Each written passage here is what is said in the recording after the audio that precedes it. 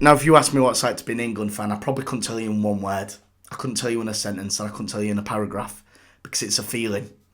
It's one of the only things in life that can make me feel pure ecstasy and elation in that split moment. But it can also make me feel despair.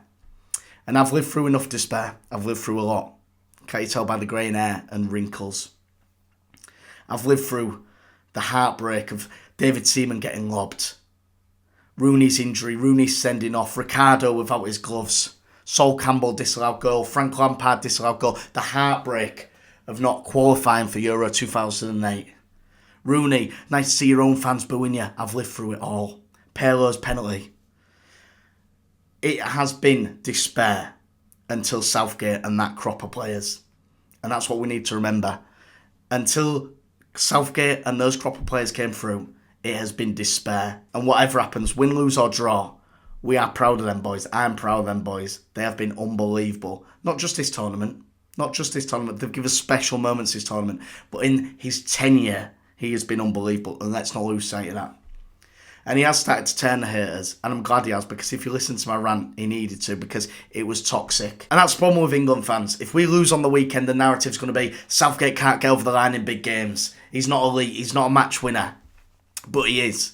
He is. And he's learned a lot from failure. And that's what the best, most successful people do in life. They learn from failure.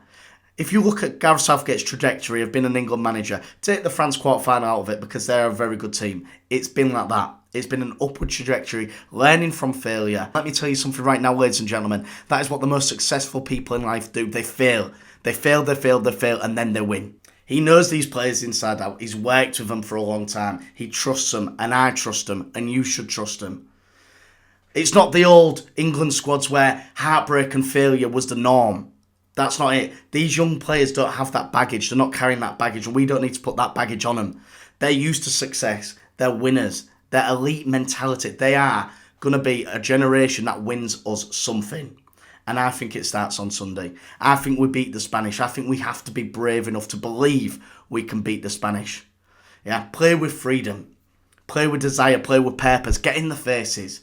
Don't show them any respect, because they don't deserve it, and they're not going to show us any respect. And what Sunday night's going to come down to is having the belief.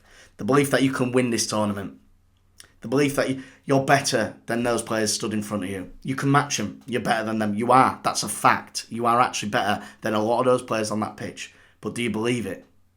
You've got to play with purpose. You've got to play with passion. You've got to play with desire. Disrupt their play. Disrupt their flow. Get in Rodri's face. Who are you, Rodri? We play together at club level. I'm not asked about you. I'm not scared. I'm not intimidated. I don't respect you. I'm going to get right in your face. I'm going to disrupt your play, and then I'm going to play. I'm going to get the ball, and then I'm going to play. You can talk about motivation and stuff, but I think the biggest motivation has to come from within.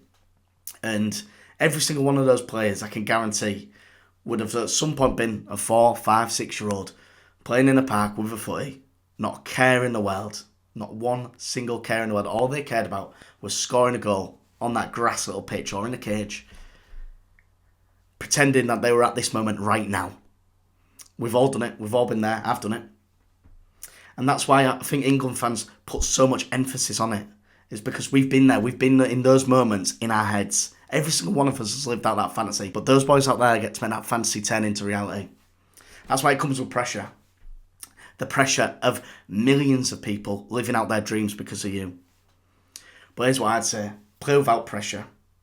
Play with freedom. Play with purpose. Play as if you're back on that 3G pitch. Play as if you're on that grass. Play as if you're in a cage. Play with no care in the world. Don't care about any outside noise. Find that love of the game that you had. Don't worry about what everyone's saying.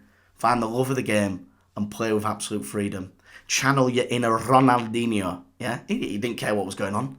He was playing with a smile on his face. And you boys can do that. You've all got the ability. Every single one of you have got the ability to do that.